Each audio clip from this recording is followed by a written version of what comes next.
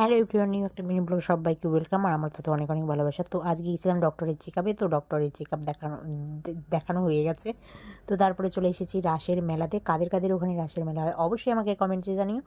তো আমাদের এখানে রাসের মেলাতে চলে এসেছি। তো মা এখানে জিনিস নিচ্ছে, তো আমি একটু নিজেকে দেখিয়ে নিলাম আমার নিজের চেহারাটা কেমন লাগছে আমাকে দেখতে। তো তারপরে এখানে রাধাকৃষ্ণর একটু ভিডিও করে নিলাম, কারণ তোমাদের সাথে শেয়ার করতে লাগবে আমাদের এখানে রাধাকৃষ্ণ, মানে রাসের রাধাকৃষ্ণ কেমন লাগছে দেখতে। তো তারপর খুব সুন্দর হয়েছে মূর্তিটা বানানো।